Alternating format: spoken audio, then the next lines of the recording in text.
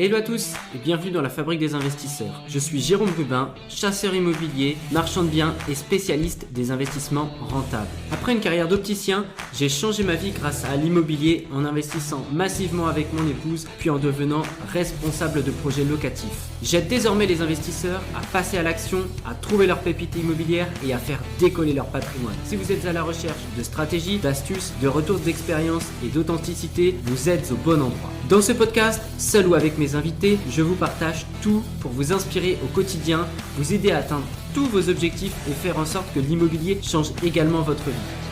Retrouvez-moi également sur ma newsletter hebdomadaire où vous verrez les coulisses de mon activité et recevrez des conseils sur l'investissement immobilier.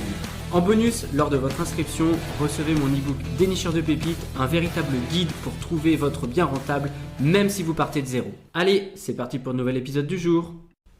Hello les amis et bienvenue sur ce nouvel épisode de la Fabrique des investisseurs. Je suis ravi de vous retrouver une nouvelle fois pour vous partager dans quelques instants une interview qui sera hyper inspirante, hyper enrichissante. J'ai vraiment adoré la tournée et on va découvrir ça dans quelques instants les amis. Avant cela, tu le sais sans doute depuis le temps que tu m'écoutes, je démarre toujours ce podcast avec la partie Les Actus de GG où je te partage finalement mon quotidien d'investisseur, d'entrepreneur, de l'immobilier. Alors on va démarrer d'ailleurs par une petite satisfaction personnelle. C'est vrai que je suis quelqu'un d'exigeant envers moi-même et envers les autres et envers moi-même. Et là je suis très content parce que le podcast en l'occurrence se rank de mieux en mieux. Donc je suis très content parce que ça fait 3 ans et demi mine de rien que j'ai ce podcast, que l'audience se développe petit à petit, que au fur et à mesure des semaines vous m'écoutez, etc. Et là, dernièrement, il y a des pics d'audience qui se font. Donc, je suis très, très content. J'arrive à talonner un petit peu les gros podcasts. Ou du moins, j'ai talonné ces dernières semaines des gros podcasts. Donc, je suis content. Je pense que ça vient du fait notamment que j'ai augmenté la fréquence de publication avec justement cet épisode capsule, cette petite émission dans l'émission finalement qui va être Immo Trotteur où pendant 10 à 15 minutes, je parle d'un sujet très précis relatif à l'immobilier. Donc voilà, donc ça c'est une petite victoire personnelle. Je suis pas du genre à célébrer beaucoup, mais voilà, ça me fait plaisir. Donc merci encore de ton écoute, de ta fidélité et si tu l'as pas encore fait, eh bien je t'invite à mettre ce podcast en pause et à me laisser un petit commentaire et une note 5 étoiles. Alors quelles sont les autres actualités de GG relatives justement au monde de l'immobilier cette fois-ci ? J'ai un appartement qui est en vente sur une opération de marchand de biens. On l'a mis en vente il y a 3 semaines et c'est le calme plat. Clairement, le contexte actuel est pas évident pour les transactions immobilières. Je pense que, moi je l'explique de 2 raisons. La première, c'est l'actualité politique de ces dernières semaines qui a vraiment freiné les gens dans leur démarche. Moi je l'ai ressenti, je le ressens sur ce projet de marchand de biens, je le ressens également au vu sur les affaires un petit peu qu'on va m'amener, etc. C'est plutôt calme, on sent de la frilosité et clairement la météo dans l'ouest n'arrange pas les choses, où il fait pas terrible, on va pas se mentir. Et donc mine de rien, je pense que le moral des gens il est pas incroyable et les gens sont dans un attentisme assez global. Donc voilà, donc j'espère que ça va se décanter parce qu'il faut qu'on avance sur cette opération, surtout que j'en ai d'autres sous le coude qui doivent arriver. Mais mine de rien, celle-là, il faut la clôturer. Donc voilà, donc je vous tiendrai au courant si ça se décante, mais je croise les doigts justement pour que ça reprenne un petit peu du poil de la bête. Autrement, j'ai basculé cet été-là un logement que j'avais en longue durée sur ce fameux impayé que j'ai eu pendant quelques mois. Je t'en avais informé de cette difficulté relative à ce logement. Donc là, je l'ai basculé en LCD. Ça commence à reprendre bien. Donc j'espère vraiment compenser au maximum les pertes que j'ai eues avec ce logement, avec la LCD. D'ailleurs, j'ai fait, si tu n'as pas écouté le dernier épisode d'Immo Trotteur, c'était comment booster justement son cash flow grâce à la location saisonnière. Donc si tu n'as pas encore réécouté l'épisode, je t'invite à le faire. Voilà, ma situation m'a inspiré sur ce sujet de podcast. Donc voilà, la LCD marche bien. J'ai mon autre logement là qui cartonne de ouf. Je suis à un taux de remplissage assez ahurissant, donc c'est super de ce côté-là. Tu l'as peut-être vu passer en story, j'ai fait une offre d'achat sur un local d'activité. Alors, c'est pas un local commercial, là, c'est un local d'activité plus côté un peu entrepôt. Voilà, je m'intéresse de plus en plus à cette typologie de biens, du moins à court terme. Enfin, court terme. J'aimerais orienter un petit peu cette stratégie d'investissement-là pour deux raisons. La première, c'est la diversification, tout simplement. Et la deuxième, c'est le côté chronophage relatif aux biens d'habitation. C'est vrai que quand on commence un petit peu à empiler, ça prend du temps, mine de rien, même si je délègue pas mal de choses, il y a toujours de la bobologie, j'appelle ça, qui peuvent prendre du temps. Donc voilà, offre d'achat envoyée avec une décote à 30%. On verra ce que ça donne. Je croise les doigts pour que ça avance en fait, bah voilà, que je puisse entamer une discussion avec le vendeur. Donc je vous tiendrai également au courant. Autrement, que vous dire de plus? Oui, alors ça j'en ai parlé aussi, j'en ai parlé dernièrement en story. J'accompagne des clients là sur un projet clé en main à l'échelle locale. Et ils avaient émis une offre d'achat là sur un immeuble. Et on attendait le résultat de l'audit énergétique. Alors moi, la façon dont je procède, c'est que quand je repère un bien, quand je vais visiter un bien, je fais toujours un estimatif travaux de par ce que je vois, de par mes connaissances.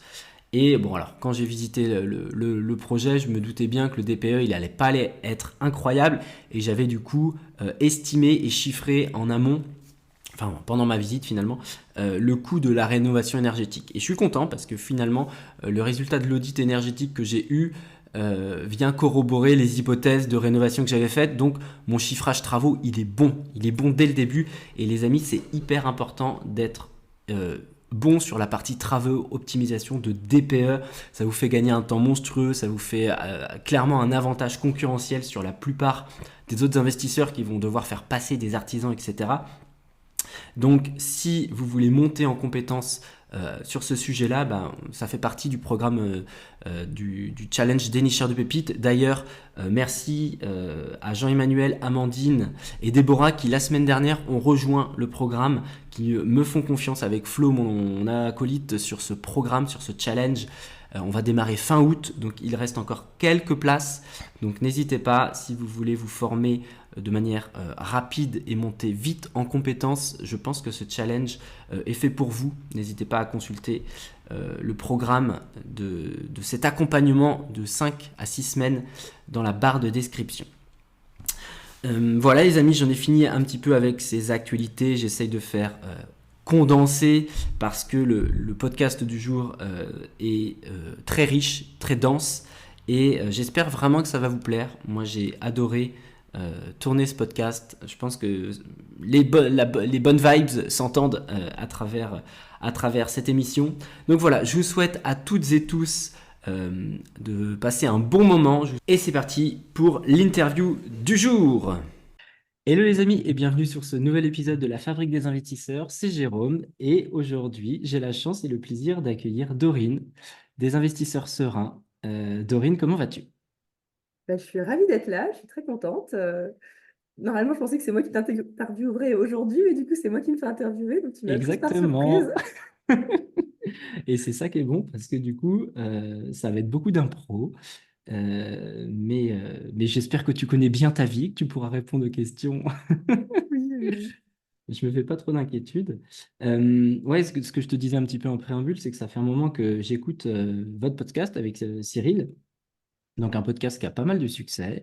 Et en vous écoutant, je me suis dit, tiens, ça c'est un couple, bon en l'occurrence t'es solo aujourd'hui, mais ça c'est un couple qui a beaucoup de choses à raconter, qui a une très belle vision de l'immobilier et de ce qui va autour pour euh, la vie de famille. Et c'est vrai que euh, le but de ce podcast, outre retracer votre parcours, voir un petit peu les tenants et les aboutissants, c'est d'axer un petit peu le discours aussi sur justement, bah, on a des enfants, t'en as trois, j'en ai deux, et l'immobilier, ça peut justement changer des vies et, euh, et changer des vies de famille, tout simplement. Donc voilà, un petit peu ce que je te propose aujourd'hui. J'adore, j'adore le thème. Bon, bah écoute, je te laisse te présenter déjà. Qui tu es, d'où tu viens. Alors, est-ce que tu parles au nom de Cyril ou pas? Je te laisse gérer. Déjà, on va commencer par ça. Alors, moi, je m'appelle Dorine, je suis originaire de Metz, ma ville natale, j'ai fait des études d'ingénieur en informatique qui m'ont emmené d'habiter à Paris. Et j'ai commencé à travailler et j'ai travaillé dans les startups numériques. Ok. C'était très sympa, c'était enrichissant. Et ça, c'était, on va dire, le début de ma carrière. Donc, j'étais ingé en informatique et j'ai rencontré Cyril à l'école, en école d'ingénieur en informatique. Euh, et lui, il était parti plutôt sur une carrière banque, finance, consultant dans les banques. Voilà, c'était son, son Ton credo. cursus, ok. Donc rencontré plutôt jeune, si je comprends bien. Ouais, très jeune. Euh, J'avais C'est 21 beau? ans, Ah bah, bientôt 15 ans là, cet été, eh on est ben, ensemble. bravo. Je fête les 10 ans avec ma femme, moi, tu vois, cet été. Pareil, elle avait 20 ou 21 quand elle m'a rencontré. Donc, on a un peu d'écart d'âge comme toi et Cyril. Donc, des parcours à peu près similaires, j'ai l'impression. Ouais. Donc, une première vie active sur Paris. Bon, j'imagine, je sais pas si tu as des anecdotes sur ton job, comment c'était, est-ce que tu t'es épanoui et voilà, jusqu'à arriver certainement à un déclic et on en parlera, mais c'était comment la vie parisienne Alors, moi, d'ingé? j'ai bien aimé. Je trouve ça chouette quand t'as pas d'enfant et en plus que tu gagnes bien ta vie. Cyril et moi, on gagnait bien notre vie. On avait des postes très corrects, donc on n'était pas dans la difficulté financière. On pouvait se faire plaisir, aller au resto le soir. Enfin bref, Paris, c'est quand même chouette Ah ouais, quand exactement. c'est comme ça. Et on a eu des enfants. C'est là que les choses se sont un peu corsées. Moi, Ouais. déjà, en termes de carrière, euh, en fait, j'ai vite compris que je gagnais moins d'argent que Cyril. Donc, si jamais l'enfant était malade, c'était pour ma pomme. Si jamais il fallait quitter plutôt le travail, c'était pour ma pomme. Et en fait, je Mhm. me suis vite rendu compte que ma carrière, c'est pas Allez, qu'elle stagner quoi. stagnait, mais ouais, elle stagnait, quoi.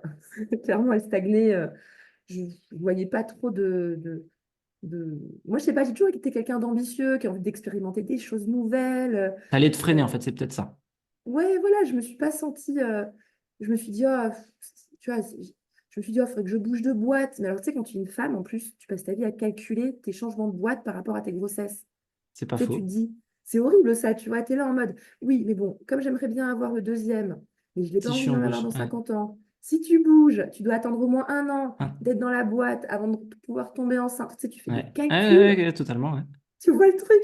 Et là, je dis, ouais, et tout, là, ça me saoule, faut qu'on trouve autre chose, quoi, tu vois. C'est, Ok. voilà. Donc ça a été Mais, la petite graine, enfin sans faire de jeu de mots en l'occurrence, ouais, qui a commencé à prendre en tête pour se dire il va falloir in fine trouver une autre solution à ouais, cette, ouais, euh, à cette ouais, vie professionnelle qui allait être un peu empiétée par la vie des enfants, enfin par l'arrivée des enfants, quoi. exactement, exactement. Et puis aussi, Cyril, en fait, Cyril, il est fils d'ouvrier. Donc, lui, il a eu des parents qui étaient très présents.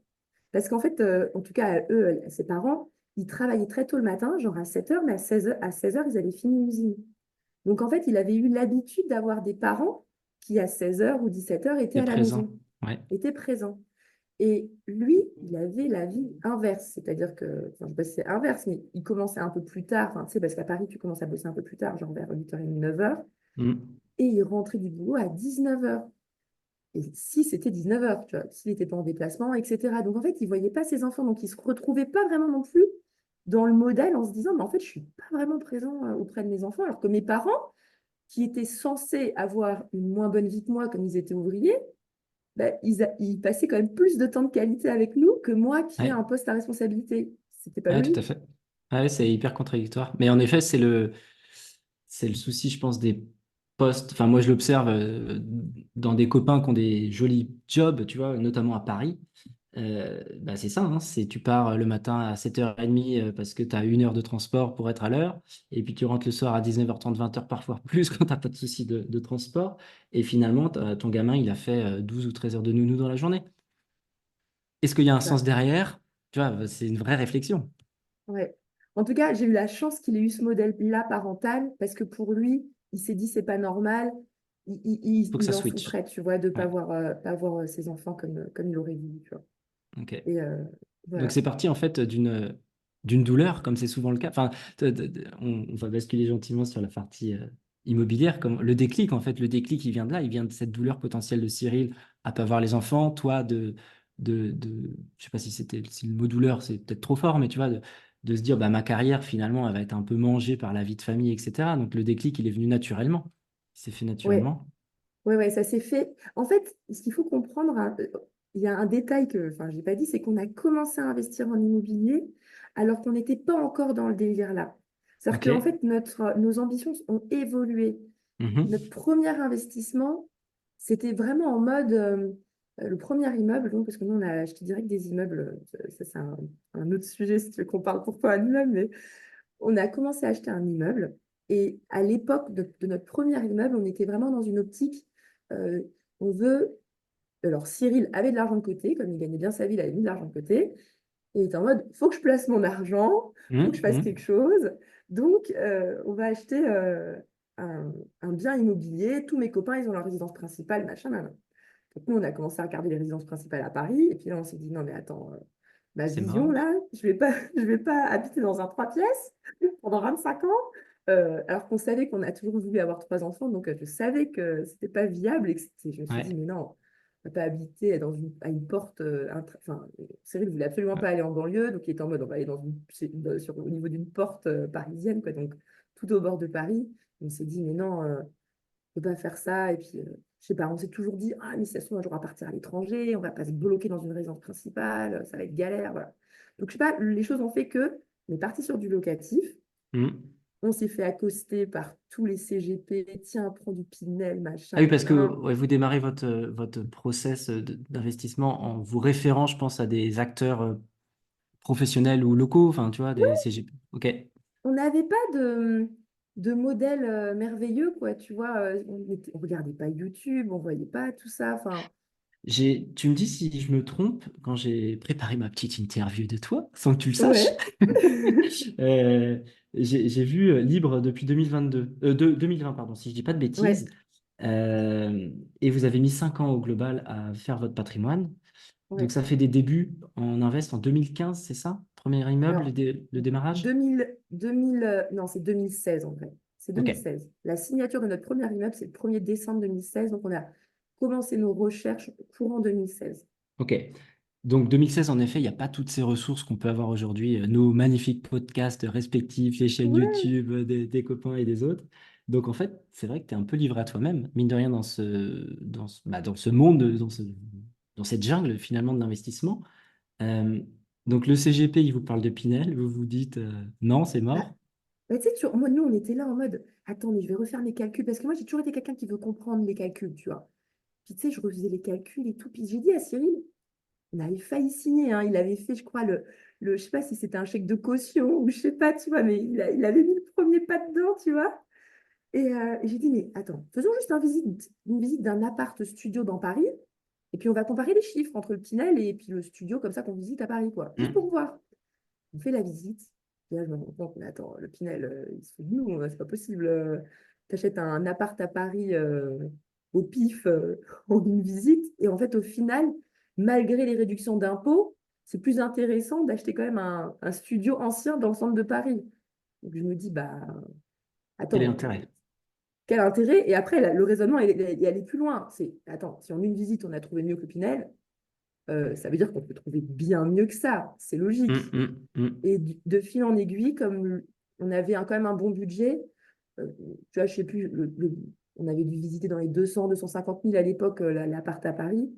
En fait, on s'est dit, bah, attends, on va regarder qu'est-ce qu'on peut trouver à Metz pour ce prix-là. Et puis, parce Ok. que c'est ma ville natale. Et c'est là qu'on a vu, bah ouais, mais en fait, à ce prix-là, tu achètes un immeuble. Donc, ok, très Tu clair. vois, Intéressant. c'est le cheminement qui est arrivé à nous. Et on s'est dit, bah allez, c'est parti, quoi. Tout nous a pris pour des fous dans notre entourage. Et puis, j'ai acheté un immeuble. En plus, c'était un immeuble à moitié squatté, il était délabré. Puis nous, on était en mode, bah vas-y. De toute façon, en fait, dans la vie, moi, ce que je pense, c'est que soit tu veux vivre une vie pépère, soit tu veux Exactement. vivre une vie d'aventure. Moi, je suis dans la catégorie des Ouais, gens qui veulent une vie d'aventure, tu vois. ouais, on est pareil, ouais. Ok. C'est ma façon de voir la vie. Donc, moi, j'ai dit à Cyril, écoute, de toute façon, moi, je veux vivre une vie d'aventure, alors allons-y, quoi, tu vois, parce que sinon, notre vie, enfin, si tu fais tout comme les autres, tu auras la vie comme les autres, et moi, j'ai pas Et- envie, tu vois. ouais, ok. Bah oui, oui, de toute façon, je pense que entre investisseurs et podcasteurs, enfin bon, bref, on est tous alignés. On est tous un peu barge à notre façon de Ouais, voir la vie, tu vois. On a juste pris exactement. la vie sous un autre angle et on se dit, bah allez. si on veut vivre nos rêves et la vie à fond, en effet, faut pas faire comme la plupart des gens, quoi. Ok, très Exactement. clair. Donc, en fait, finalement, ce premier immeuble, il arrive un petit peu, j'ai envie de dire par hasard, mais par rapport à un budget, en fait, vous vous rendez compte que bah, pour un studio parisien, vous avez X appart dans une ville intermédiaire, on va dire. Mm. Et donc, ce premier immeuble, est-ce que tu te souviens un petit peu, tu m'as dit que tu n'avais pas une bonne mémoire des chiffres, mais je vais quand même la solliciter. Ouais, Est-ce que tu te souviens un petit peu du prix d'acquisition, du nombre de lots surtout, et oui, des travaux à effectuer pour le transformer, le réhabiliter? Après, on va switcher sur la partie très travaux, bien. justement. Ça tombe bien parce qu'en général, on me demande toujours les chiffres du premier immeuble et c'est les seuls que je connais bien. À partir du deuxième, je commence à patauger, je sais plus trop, tu vois. Mais en gros, le premier immeuble, on l'a acheté 273 000 euros, Ouais, frais d'agence inclus. On l'avait plutôt bien négocié. Cyril il me dit toujours, précise que j'avais super bien négocié ce bien parce que bah, il était à plus de 320 au départ et ça m'énerve quand les gens, j'avais déjà entendu des gens qui disent, ah, à l'époque, on négociait pas. Je fais, non, non, mais si, toutes les époques, tu négocies. bien sûr. Je n'ai pas dit ça sort cette phrase, mais bon. À l'époque, c'était facile d'obtenir un prêt et puis on ne pouvait pas négocier. J'adore. Mais en fait, C'est les non, gens qui aiment bien les excuses, ça. c'était c'était non. Donc pour vraiment, il fallait que tu négocies. Et puis à partir d'un certain seuil d'endettement, bah, ça devient forcément galère, peu importe sur quelle époque tu te places. Le mot, ça. Hmm. Donc 273 000, on a fait 150 000 euros de travaux dedans. Ok, Grosso modo, il y donc, avait 150 mètres carrés au total. Donc, on a fait donc 1000 1000 euros euros du du mètre en mètre. travaux. Ouais, ouais, une belle réno. Il y, il y avait 4 apparts et un local commercial. Ok, Sachant que dans un appart, moi, j'ai vite compris l'optimisation des surfaces. J'ai dit, non, mais attends, là, si on met un seul bonhomme, ça fait qu'un loyer. C'est un duplex. On va en mettre deux. Ça va faire 2 loyers. Et en réalité, ouais, ben, en fait, c'est en étant malin dans les découpes. Je sais pas, moi, je l'ai vite compris que tu optimises tes loyers, quoi. Tu peux pas prendre des immeubles comme ça et pas réfléchir à l'optimisation de l'espace. Et moi, je considère que c'est à ce moment-là que tu crées de la valeur aussi pour l'humanité parce que tu crées de la place agréable pour des gens et il y a plus de monde qui habite pour la même surface. Donc voilà, je trouve ça très bien. ok. Donc, Ben, 5 locataires, donc 4 apparts, mais 5 locataires et un local commercial. Sachant ok. que grosso modo, au démarrage, on était à 500 euros par mois de loyer par personne. Si je fais un truc grosso modo. Ouais, donc, Voilà. or, local commercial peut-être lui un peu plus cher. Ouais, dans les 1 000 euros, donc ça faisait 3 500 au début. Sachant que maintenant, les prix, ils ont quand même bien augmenté depuis. Ok. Ça qui est chouette. Les prix Et vous montent du achetez pour le loyer. coup ce premier en nom propre, Ouais. vous faites du meublé, vous avez cette connaissance ou vous faites du nu parce que on démarre et on n'a pas toutes les infos? Alors, bah, pareil, moi, pareil, j'aime bien comprendre, j'aime bien. Moi, j'ai ce côté-là, j'aime bien, tu sais, creuser les sujets. Je suis un petit peu scientifique comme ça, à me dire, attends, je vais comprendre les calculs et tout. Et Cyril, il me faisait confiance, il aimait bien que je le fasse. Mais Cyril, il est quand même bon, tu vois, il va te challenger, tu sais, je lui présentais mes fichiers. Puis, tu sais, il me disait, ah, mais ça, t'as pensé à ça, ça, t'as pensé à ça. Et du coup, je complétais, on réfléchissait. Moi, je dis toujours aux gens, faites les calculs et posez-les sur un fichier, en fait. C'est ça qui va faire que Mhm. vous allez vraiment comprendre les choses. Parce que un conseil de ah, c'est mieux tel régime ou c'est mieux tel régime, enfin, ça veut rien dire, c'est des paroles. Moi, je veux des chiffres. Ouais, tout à Donc, fait. on a fait meubler en haut, enfin pour tous les appartements, et pour le local commercial, c'est du revenu foncier. Et on a acheté en nom Ok, propre, en effet. ok. Ça roule. Voilà. Donc une belle première acquisition. Alors attends, si je fais un calcul de renta vite fait, parce que avec mon job de chasseur IMO et d'investisseur, je suis tout le temps en train de faire des calculs. Donc, on avait Euh, 3 500 de loyer, grosso modo au démarrage. Aujourd'hui, on est à 4 000 maintenant, que on a pu augmenter tous les loyers de partout. Mais à l'époque, on était à 3 500 ouais, donc de loyer. vous êtes sur un bon 10%, quoi. Donc c'est bien. Ouais, Pour une première ouais, c'était acquisition, très bien. Et surtout qu'à l'époque, les taux étaient hyper faibles, donc notre mensualité, elle est à 2 100 euros. Donc, et encore, moi, je suis une spécialiste pour renégocier après les petits crédits, c'est refaire les les clauses assurances de qui traînent. modularité, enfin, ouais, tu sais, d'activer toutes les clauses pour te refaire du cash aussi, tu vois, les suspensions, enfin, je trouve ça super intéressant d'optimiser tout ça. Donc voilà. Ok, donc une belle première acquisition. Est-ce qu'il y a des aléas, Alors déjà un point intéressant parce que c'est un point hyper important et moi c'est vrai que moi qui ai fait plus de 80 acquisitions pour mes clients et du coup supervisé autant de chantiers, les chantiers c'est la merde. Les chantiers, t'as toujours des galères. Surtout bah, quand tu démarres, je pense, tu vois. Comment vous faites pour aller trouver les artisans? Est-ce qu'il y a des galères avec ces artisans et est-ce qu'il y a des trucs là-dessus? Alors, ce qui est super drôle, moi, je pense que déjà, je l'avoue, je pense qu'il y a une mémoire naturelle qui s'efface, mais tu vois, j'ai beaucoup plus en tête les galères du moment que j'ai sur le bien que je suis en train de rénover que sur, tu On vois, oublie vite. on On oublie oublie vite. vite.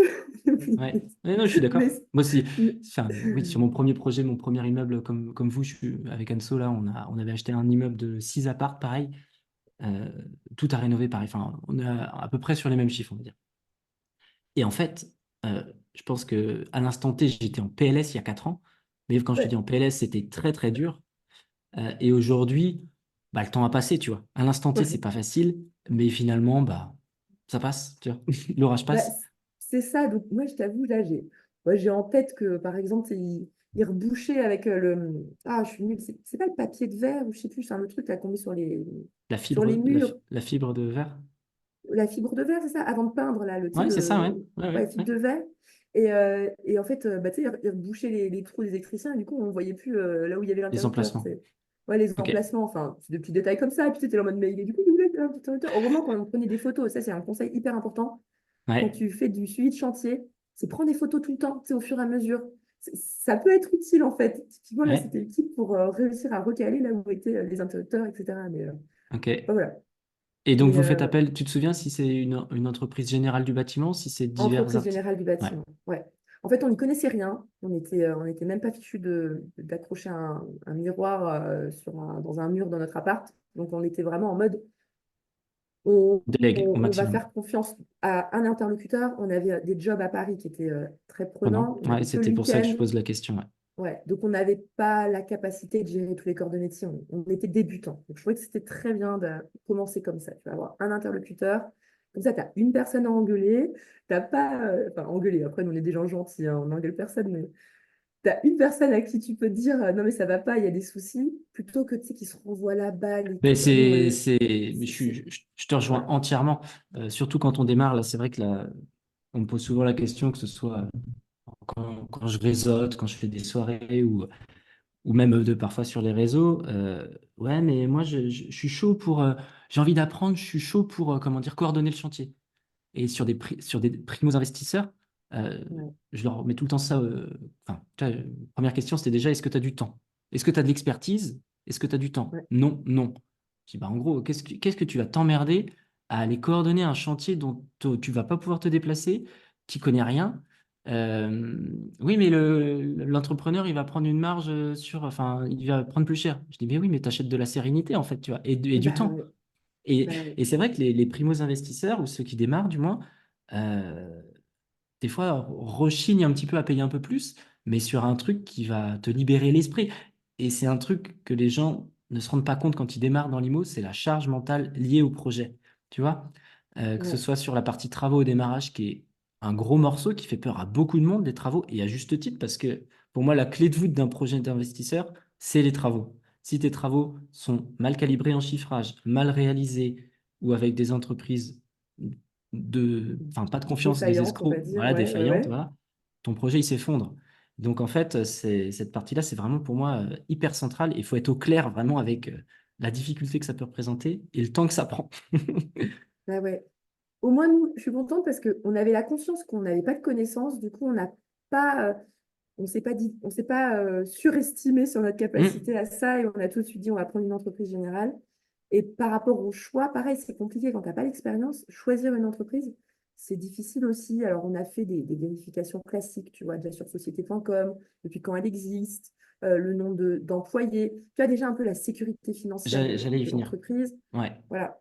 Faire super attention des versements. Tu vois, le nombre de gens qui envoient direct les 30% d'acompte sur un chantier à 150 000 euros, tu sais, tu as quand même une petite part de risque que la personne, elle Ah dise finalement, bah, je ferme la boîte. et ben moi, tu sais que ça m'est arrivé sur mon démarrage, sur une coloc avec deux copains sur un projet à distance, tu vois, à 2 heures de chez nous, enfin de chez moi et eux encore plus loin parce qu'il y en a un à Paris et l'autre en Belgique.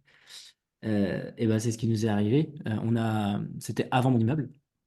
On a fait confiance à un type qui nous a menés en bateau, qui a mis la clé sous la porte.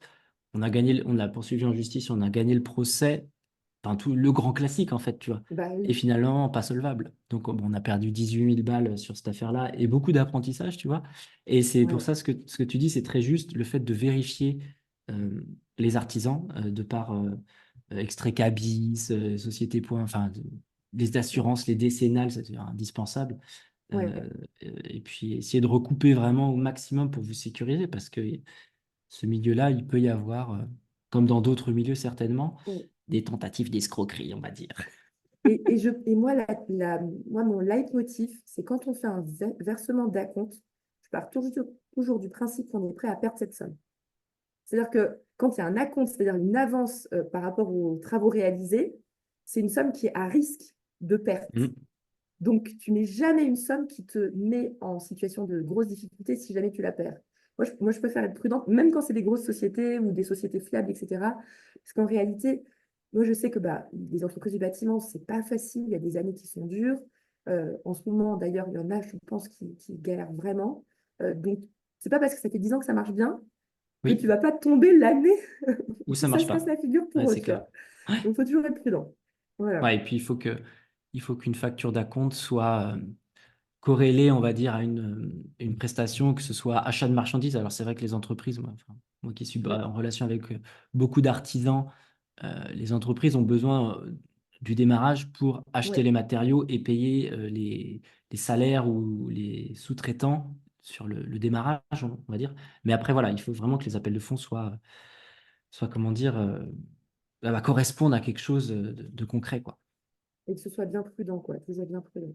Les gens, ils pensent toujours que les choses ne se négocient pas. Oui, mais il m'a demandé. Mais on s'en fiche. Tu lui dis que bah, toi, c'est pas possible que tu mets pas 30% d'un chantier à 150 000 euros là, comme ça, tu vois. Nous, ce qu'on En dit fait, toujours, c'est faut que ce soit justifié. exactement. Et en l'occurrence, si c'est un chantier général, nous, ce qu'on fait souvent, on dit 5% quand la date du démarrage du chantier est fixée et 5% de plus, donc ça fait 10% le jour du démarrage du chantier. Et après, par contre, on est OK pour débloquer des sommes très vite les premières semaines Hmm. quand le matériel est posé sur le chantier, tu vois, on redébloque encore, mais il n'y a pas besoin forcément dans 30%, c'est Après, énorme. oui, Enfin, oui. chantier Oui, de 150 000, tu vois. c'est par souci de facilité que les entreprises procèdent comme ça. Mais encore une fois, quand tu pars à l'inconnu avec une nouvelle boîte, et encore, des fois, même des anciennes, Ouais. il faut toujours Même checker, les toujours être anciennes, moi je prudent. suis tout le temps prudente, ouais. Mais c'est un bon moyen, en effet, de pouvoir se sécuriser au cas où. Voilà, voilà. Bon, bah, très bien sur cette première acquisition, on va dire sans trop d'aléas, finalement, ça se passe pas trop mal. Ouais, ouais, ouais. Après, tu sais, sur le moment, tu t'en rappelles plus. Moi, je me rappelle que j'étais en flip sur le toit. En fait, on a un toit amianté qui est dans un sale état. Puis on pensait qu'on allait devoir le changer. Et tu sais, ça te fait des nuits blanches quand même. Enfin, j'exagère, Eh nuits blanches, ben, mais en tout cas, des moments de grosse cogitation. Est-ce qu'on n'aurait pas tout de suite changé le toit? Et en fait, ça nous faisait plomber la renta. Et puis on s'est dit, non, mais attends, le toit, ça fait 50 ans qu'il tient, il va bien tenir 10 ans de plus, tu vois. Bah, on a tu des parcours psychotes. vraiment similaires, hein, parce que moi, mon premier immeuble, j'ai une toiture amiantée qui n'était pas prévue d'être changée, que j'ai changée. Enfin, du coup, j'ai viré tout, j'ai refait la toiture. J'en ai pour 40 000 balles. Par chance, j'avais anticipé une enveloppe travaux au cas où que j'ai utilisé direct, du coup. Ouais. J'ai grillé mon joker direct. Mais bon, tu vois, donc oui, c'est des vrais sujets sur des immeubles. Il faut le rappeler que bah, qui dit gros projet dit grosse emmerde. Bah Donc oui. soyez très sécure dans vos chiffres parce que sinon ça peut Ouais. vite virer à la cata, quoi. Ouais, toujours prévoir les enveloppes au cas où. Nous, c'est marrant, c'était l'inverse. C'est-à-dire qu'on avait prévu de la changer, la toiture, et finalement, on l'a pas changée, tu vois. Mais, Bah ouais, euh, mais c'est mais le au voilà. cas où qui servira peut-être un jour. Mais par contre, on a toujours les enveloppes spéciales dédiées sur tous nos immeubles. On sait, entre guillemets, les zones à risque de chantier qui Ouais. peuvent tomber. On a une chaudière qui date de 50 ans dans le troisième immeuble. On a bah, la toiture du premier, la corniche aussi du premier. En fait, toi, on a des enveloppes qui sont, entre guillemets, Hmm. prêtes et sécurisées pour au moindre appel, au moindre souci, bah, en fait, on sait qu'on a la trésor pour débloquer, tu vois. Bah oui, mais c'est exactement comme ça qu'il faut faire. Tu vois, là, bon, ces dernières années, il y a eu la mode de devenir libre financièrement grâce à l'investissement immobilier. Très bien, si ça met des vocations aux gens et si ça pousse les gens à passer à l'action, c'est très bien.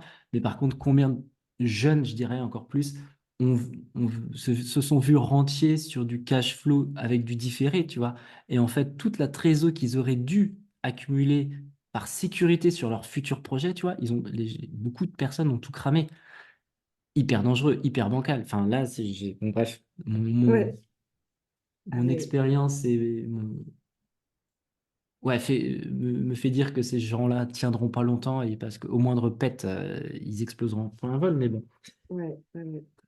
On On est voit dans la travaux catégorie des sécuritaires. écureuils. Ouais, Ouais, les ouais, ou écureuils des. prudents. C'est En tout cas, exactement ouais, c'est ça. clair. Ouais. Il faut, euh, il faut être, voilà, faut pas faire n'importe quoi, les amis. Mais je sais que nos auditeurs sont des gens informés, mais c'est bien de le rappeler. Du coup, s'enchaînent deux autres immeubles sur la même ville finalement, sur le même secteur. Ouais, ouais, ouais. En fait, c'est là que notre mindset, il a changé. Parce que, tu vois, le premier immeuble, on était tout fiers de nos chiffres, on était contents, on ne s'attendait pas à ça. On s'est dit, bah attends, c'est incroyable. Tous les gens, quand on leur disait nos chiffres, ils, oh, vous avez une chance de dingue. On a toujours de la Enfin, chance, c'est dingue, hein. voilà, toujours de la chance, c'est dingue.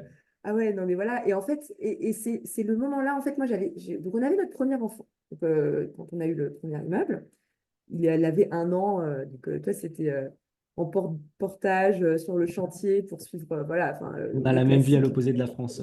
Ouais. Voilà. Pareil. Donc, tu suis ton chantier, tu as le bébé, machin. Et puis, moi, j'étais enceinte du deuxième sur le chantier. Mais en soi, on se disait, ouais, c'est pas grave, c'est cool, on construit des choses. Tu vois. En fait, c'est vrai que je pense que dans notre tête, quand on est devenu parents, on a eu cette envie de construire, tu vois, de construire des Mm. choses pour notre, j'allais dire la dynastie, tu vois, mais tu vois, notre, euh, L'héritage. notre héritage et pas que en mode héritage pour nos enfants quand on sera mort, mais aussi pour notre qualité de vie globale de la famille, tout au long que même quand on sera vivant et aussi quand on sera mort, leur qualité de vie à eux. Mais on était dans une optique de, on va construire quelque chose, quoi, tu vois. Donc, on partait de rien avec Cyril, on n'avait pas de patrimoine au départ, on avait les économies de côté de Cyril, et après on s'est dit, on va construire, on va construire, on va construire. Et par chance, d'ailleurs, je précise, moi, je n'avais pas d'économie de côté. Et comme je voulais absolument investir en 50-50, Cyril n'a pas injecté ses économies pour pas déséquilibrer les parts du premier immeuble. Et en fait, ça a été une Vous- chance pour nous. Mhm. Au départ, on n'avait pas compris de ne pas injecter, tu vois. On n'avait pas compris. Tu sais, tu mets du temps à comprendre les mécanismes et tout, de t'imprégner de, bah non, le cash, tu le gardes. Si tu peux emprunter, t'empruntes, quoi. Enfin, c'est Ouais. évident de nos Bah, jours, mais c'est une logique et un mécanisme en effet qui s'acquiert, on va dire. Mais en effet, euh, oui, cash is king. Plus tu peux garder ta trésor, mieux c'est. Euh, Dans la majorité des cas, on va dire, il y a toujours des exceptions, mais donc du coup, ce premier projet, si on clôture ce sujet, vous arrivez à le mettre sans apport, du coup? bah, on a mis les frais de notaire. Ou Parce très qu'à l'époque, on peu? ne savait pas qu'il y avait des solutions pour ne pas les mettre. Et donc, on a mis les frais de notaire, je ne sais plus, c'était genre 20 000, enfin, je ne sais pas. Ouais, ouais, 8%, oui, ça doit faire un truc comme Voilà, ça. voilà. Moi, je les avais, tu Différé vois, d'emprunt? j'avais la moitié. On avait fait un différé que de 1 an. Je ne savais pas qu'on aurait pu demander plus. Tu vois. En fait, forcément, au début, tu sais, tu découvres encore les petites techniques. On avait fait 1 an de différé total. Et qu'est-ce qu'on avait fait? On avait fait 20 ans. Pareil, parce qu'on ne s'était pas dit 25, on n'avait pas pensé, tu vois. On n'avait pas Ouais, pensé. mais 20 ans, c'est bien, hein, quand même. Voilà. Il y a moins Bah, d'intérêt. ouais, mais 25 ans, non, mais là, franchement, à l'époque, sur les taux qu'on avait, c'était une erreur. Parce que Ok, oui, sur des taux bas. 25 ans à l'époque de 2016, c'était vraiment la bêtise. Parce que ça aurait été royal. T'imagines le cash flow, on aurait, au lieu d'avoir 2100 € de mensualité, on aurait eu, euh, grosso modo, peut-être 1006, tu vois. Ouais, donc tu avais un Enfin, delta de 500 euros. Ouais, c'est ah ouais, énorme. enfin, je dis un peu au pif, peut-être 400, mais en tout cas, ça aurait doublé le cash flow C'est quasiment notable. parce que, Ouais. enfin, tu vois, à l'époque, je pense que c'était une erreur. Mais on n'a pas fait, du coup, sur le deuxième immeuble, euh, là, on a vraiment le mindset qui a changé parce que moi, j'ai compris que ma vie, elle n'était pas viable en mode métro, boulot, dodo, salarié à Paris et tout, avec les enfants. J'avais l'impression d'être Lynette D'exploser. Scavo dans les Desperate Housewives. Tu vois, Desperate Housewives, Je tu vois vois. bien, oui. Tu vois, t'as fini ta journée de boulot et tu te retrouves avec ton panier de linge à 22 h parce que tes enfants, ils ont enfin voulu dormir alors que tu t'acharnes pour qu'ils dorment. Et Ouais. t'es là en mode, non, mais les gars, attends, comment Je j'en vais suis arrivée exploser. là, quoi. Mm, Tu vois, mm. tu te rappelles de toi, jeune, à 18 ans, sortir en boîte, au restaurant, nanan, et là, tu te retrouves avec ton panier de linge à 22 h en mode déchiré. Et tu te dis, non, mais là, il y a un souci, là. Il y a eu un Ça peut problème. pas continuer. Ouais. Qu'est-ce que j'ai Là, raté? qu'est-ce qu'il y a? J'ai loupé un truc. Et donc, c'est là que moi, j'ai dit à Cyril, écoute, là, Faut qu'on qu'on rachète, accélère. quoi. Faut Ouais. qu'on accélère, faut qu'on rachète. En fait, c'est là que on a compris que c'était possible. On s'est dit, non, mais attends, avec notre manque de connaissances, on a réussi à faire cette première acquisition. Il n'y a pas de raison qu'on ne réussisse pas à faire mieux pour les prochaines. Et donc là, on a enchaîné deuxième immeuble, troisième immeuble. Et le troisième immeuble, c'était notre ticket de sortie. Il y avait 15 lots à l'intérieur et c'était 15 énormément lots. à division. Ouais, 15 lots, ouais. Énorme, Ouais, ouais. incroyable. Ouais, ouais, il est pas mal, lui, le troisième. Mais en fait, ce qui est complexe, c'est que en fait, quand nous, on était vraiment dans une optique, on veut arrêter de bosser. Moi, c'était Ouais. mon seul objectif de ma vie, c'était on arrête de bosser. Tu vois. On arrête tout. Et bien sûr, mon mec, il disait, non mais Dorine, si tu veux, toi, tu t'arrêtes de bosser. Mais j'étais, non, non, non, non, non, non, non. Je le connais, ce schéma, là.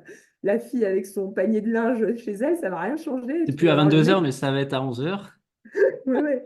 Et t'as le mec qui va mettre les pieds sous la table en rentrant, alors qu'est-ce que t'as fait aujourd'hui? C'est quoi le repas, quoi? Je fais, non, non, ça, c'est miette, je veux pas ce modèle, je veux m'éclater dans ma vie, je veux m'amuser, et je savais que si on était bloqué à Paris pour la carrière de mon mari, enfin, à l'époque, on Mm. n'était pas mariés, euh, je sentais quand même l'embrouille, que ça allait pas être si épanouissant que ça. Moi, j'avais envie de me Ouais, dire ouais. que j'étais Il y a un libre décalage. géographiquement. Ouais, j'ai dit non, non, c'est les deux, on arrête de bosser là. Et Cyril était là en mode, mais non, c'est pas possible, ça n'existe Bah, pas, tu te rends compte. on est quand même, on va pas se mentir, hein, conditionné, matrixé sur ce schéma de l'emploi et du salariat. Hein, enfin, c'est très très dur de changer, je trouve, de paradigme parce que c'est vraiment ça, hein, c'est de référentiel, c'est tout ça, c'est très très dur. Ça prend du temps en fait. Et je pense que quand tu as été salarié longtemps, tu vois, moi j'ai été salarié bah, jusqu'en octobre dernier, donc j'ai démarré en 2008, donc 15 ans de salariat. Euh, Se réinventer, c'est pas évident, c'est beaucoup, c'est la remise en question, elle est dure. Ouais. Ouais, je comprends tout à fait. Et puis c'est la Et peur donc, de l'inconnu aussi, forcément. ouais. Et Qu'est-ce t'as que je une vais faire de mon place temps? sociale. Ouais, mais non, mais tu as une place sociale. En fait, quand tu travailles, enfin, moi j'appelle ça la place sociale, c'est parce que j'ai beaucoup réfléchi à la question. Parce qu'en l'occurrence, quand tes enfants après vont à l'école et puis que tu reçois le petit papier, mais qu'est-ce que font tes parents? Et tu dois écrire le métier de tes parents, pas des Hum, parents. Et puis là, en fait, hum. on reçoit la page, et là j'ai dit, bah, je ne veux pas écrire rentier en immobilier, quoi, ça va faire con pour la maîtresse. Tu vois. Et en fait, tu te poses la question, mais tu vois même auprès de tes Quelle proches, étiquette je me mets aujourd'hui? tu vois, de quoi? Ouais. Quelle étiquette je me mets sur le front? C'est un peu ça. Mais oui, c'est ça. Quelle est ta place? Tu vois, quelle est ta place? T'as J'ai investisseur. éclaté le système. C'est ça. Faut que tu trouves, tu vois, et donc, en fait, parmi tes proches aussi, tu te dis, bah voilà, moi j'ai arrêté de bosser, mais donc tu fais rien. Et en fait, socialement, c'est difficile à assumer de ne rien faire. Et puis, soi-même, en fait, on a envie de faire partie de la société, de faire quelque chose. Donc, nous, ben, en l'occurrence, c'est l'entrepreneuriat. Moi, je pense que j'ai toujours su qu'à un moment donné, on allait faire de l'entrepreneuriat après. Ouais. Mais en tout cas, il y a eu C'est la continuité. cette phase-là. Mais Cyril a eu très peur, je pense, de perdre son statut social, de travailler avec des directeurs. Enfin, il travaillait, enfin, il avait des super postes, machin. Et en fait, le prestige que tu as quand tu as un travail à responsabilité, ben, en fait, d'un seul coup, tu es responsable de plus personne. Tu vois, il gérait des équipes d'une Ah bah, centaine de personnes. Et tu là, d'un coup, deviens tu gères plus responsable de rien, ta vie à quoi. 100%. C'est C'est ça. différent. C'est Ok. autre chose. Ouais, non, mais je te rejoins totalement. Après, c'est se réinventer, c'est en effet trouver d'autres leviers, on va dire, que ce soit d'occupation ou de business ou de rentrée d'argent, on va dire. Donc là, vous le faites à travers vos accompagnements, on en parlait un petit peu avant. Mais c'est trop bien. C'est-à-dire qu'aujourd'hui, à votre échelle, vous changez des vies, vous impactez des gens. Donc même si il n'y a pas une montagne de responsabilités à diriger ou à encadrer X personnes, ma façon de voir les choses, hein, c'est on s'en fout du regard des autres, tu vois. Ouais. Oui, C'est oui. le bénéfice aujourd'hui que vous apportez aux gens à travers bah, vos accompagnements, le podcast, et c'est un peu pareil pour moi également, c'est on change des vies, on impacte des gens. Il y a un avant Cyril Dorine et il y a un après, tu vois, pour les gens. Et c'est ça qui est Ouais. génial. Et ça, enfin, en vrai, cette partie accompagnement, quand on voit la transformation. En fait, moi, ce que j'adore, c'est quand je reçois sur les groupes d'élèves, là, quand on a les messages, ça y est, j'ai acheté, ou alors ça y est, mon projet est terminé, et tu vois les projets finis, tu vois les chiffres, et tu dis, j'ai réussi. Et ça, c'est chouette. Ouais, ouais, ouais, c'est concret. Et en plus, ça rentre dans une direction qui fait du sens pour nous. Parce que moi, j'aime avoir je ne sais pas si c'est effectif encore, parce que la liberté financière en 1 ou 2 ans, c'est dur. Et nous, ça fait que 1 ou 2 ans qu'on accompagne des gens. Donc, c'est pas facile d'être libre en 1 ou 2 investissements directs. Mais en tout cas, qui sont sur le chemin vers, en tout cas, une liberté mentale, une confiance en eux, qui voient que ils mettent en place des choses dans leur vie, des projets rentables, et que ça Je va pense être en fait le on donne, premier pas vers la suite, tu sais, ça donne du sens à leur vie, on quoi. donne de Enfin, l'espoir. En vrai, ouais, c'est moi, je l'ai souvent matérialisé comme ça. C'est-à-dire que moi, quand je me remets le contexte émotionnel de quand j'ai démarré en IMO en 2019, émotionnellement, c'était dur. Toi, j'étais opticien, j'étais salarié, je gagnais 1600 euros par mois, je bossais 39 heures semaine. Putain, j'ai 30 ans, plein le cul, quoi. J'en ai marre de cette vie-là. Et quand j'ai découvert l'investissement immobilier et quand on a acheté nos premiers biens et que ça a commencé à rentrer, bah, même ne serait-ce que d'avoir trouvé ta voie, ne serait-ce que ça, bah, en fait, il y a de l'espoir qui arrive. Et en vrai, rien que ça change. Ça change plein de ouais, choses pour les gens. Tu vois, tu leur dis, bah, c'est possible, ça va prendre du temps, c'est pas facile, mais de manière méthodique, en mettant des barrières pour bien faire les choses, et bah, vous allez avancer petit à petit et vous allez y arriver. Voilà, il faut juste que les gens aussi comprennent que ils observent, enfin, les réseaux, c'est terrible, c'est à la fois bien et pas bien parce que ils observent des réussites de personnes à un instant T, tu vois. Je suis rentier, ou toi, enfin, par exemple, toi et Cyril, vous avez un peu plus de 6 000 euros de cash flow, vous avez quitté votre job grâce à ça et vous avez une belle vie de famille, notamment grâce à cette liberté, mais ça a pris du temps, tu vois. ouais, Ça prend du temps tout ça. Et il faut que les gens soient confiants de ce parcours. C'est un parcours, hein, c'est un choix de vie, hein, mais ouais, ouais, ouais. Et en réalité, en plus, les vrais rentiers de l'immobilier, c'est très rare, hein. Moi, je trouve qu'il y a beaucoup de gens qui font une liberté financière hybride sur les réseaux sociaux. C'est-à-dire que oui, ils ont un peu de cash flow avec leur immobilier, mais en réalité, la grosse partie de leur revenu vient aussi des formations et des bien accompagnements sûr. qu'ils vendent. Et c'est hybride. Après, c'est très bien pour eux. Et en réalité, les personnes qui veulent entreprendre, finalement, c'est bien aussi de se dire, c'est pas grave si je me fais déjà 1000, 2000, 3000 de cash flow avec l'IMO. Et après, dans un second temps, je sais que de toute façon, je vais entreprendre, j'ai pas besoin d'arriver jusqu'à 6000. Nous, à l'époque, j'étais tellement au bout de ma vie que je voulais absolument qu'on puisse ne rien faire si on avait envie de rien faire. Donc, je voulais Hmm. vraiment, vraiment atteindre des sommets. Et surtout, Cyril, il voulait vraiment qu'on ait des gros cash flows pour vraiment pouvoir se sentir serein et se dire en mode, bah, si j'ai envie de bosser, je bosse. Si j'ai pas envie, je bosse pas. Tu vois, moi, j'avais vraiment, vraiment envie d'avoir cette option. Mais c'est pas obligé d'arriver à ce niveau-là. Tu peux aussi t'arrêter avant parce que nous connaissant, on savait qu'on n'allait pas rien faire. Tu vois. Ouais. Et On le puis, il savait. faut aussi, tu vois, nous, on n'a pas ces montants de cash flow là, du tout, mais il faut aussi voir qu'il y a une famille à assumer derrière. Donc, en fait, les Ouais. montants de cash flow enfin, dont les gens ont besoin est directement corrélé aux, aux besoins vitaux fondamentaux. Bah, nous, en l'occurrence, on a des familles, des enfants, donc forcément, on a besoin d'un peu plus de sous pour, pour assumer tout Bah ça, tu vois. ouais.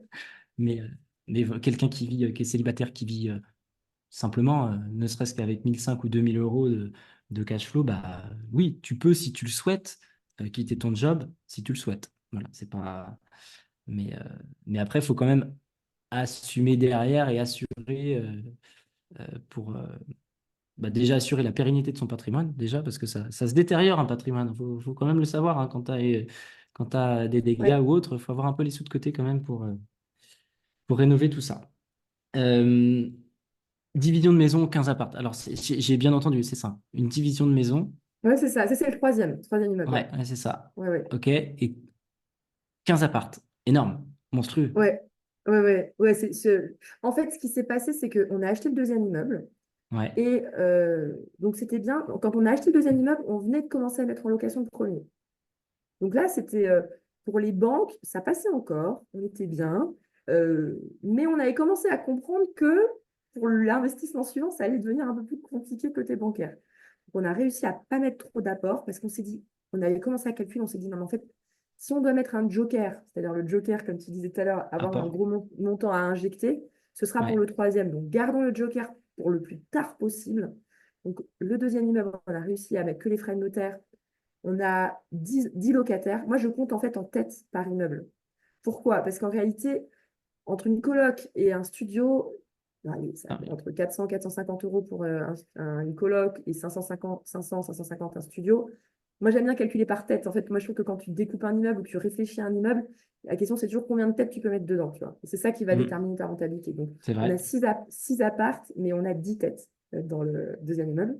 OK. Et on a quasiment 6 000 euros de loyer, quoi. Parce qu'on a des beaux apparts aussi qu'on arrive à louer à plus. Donc, Et ça, c'est le deuxième immeuble. Et en fait, ce qui nous a sauvés sur cet immeuble-là, c'est les colocs. Parce qu'on a réussi, pareil, tu vois, il y avait des sortes de Ah, T2 qui étaient. Je me suis dit, non, mais ça va pas apporter beaucoup de valeur, on va pas vraiment avoir de loyer là-dedans. Et en fait, j'ai dit direct, attends, mais on va faire de la coloc là. Ça va rentabiliser tout t'as ça, on va apporter de optimisé. la valeur. Mais Euh, c'est ce que tu as dit tout à l'heure, j'ai pas rebondi dessus, mais ça fait partie en fait des game changers quand tu es investisseur IMO, c'est de savoir repérer, optimiser ce que les autres ne voient pas, tu vois. mais Donc, ouais, optimisation d'espace, création de pièces, création de volume, ça, c'est des choses qui aujourd'hui créent de la rentabilité. Euh, mais- donc, Et, cool. et moi, j'ai envie de dire aujourd'hui, moi, je suis limite militante là-dessus. En fait, je considère que les mètres carrés, c'est très précieux de nos jours, tu vois. C'est-à-dire que des mètres carrés en centre-ville, moi, ça me fait mal au cœur. Par exemple, tu vois, quand tu as une vieille dame qui habite dans 100 mètres carrés, moi, je trouve que Mhm. c'est hallucinant. Tu vois, c'est une aberration. Aujourd'hui, on peut plus se permettre qu'une personne seule vive dans 100 mètres carrés. Je trouve ça pas normal. Je considère qu'il faut que les mètres carrés soient optimisés dans un centre-ville. Enfin, ça, c'est ma conviction personnelle, tu vois. Et Mhm. que, alors, ça m'arrange bien parce qu'en effet, ça augmente ma rentabilité, mais c'est aussi, ça a un côté dommage que de nos jours, en fait, il ne faut pas avoir honte de faire des petites surfaces parce que c'est nécessaire, en fait, pour une Ah ville, bah, parce qu'il y a beaucoup de demandes, en tout cas dans les centres-villes comme là où j'ai ah investi. bah c'est... Et tu ouais. peux pas te permettre d'avoir des grands studios de 30 mètres carrés. 30 mètres carrés, c'est trop grand pour un studio d'un petit étudiant tout seul sur une zone hyper tendue, quoi. Faut oser.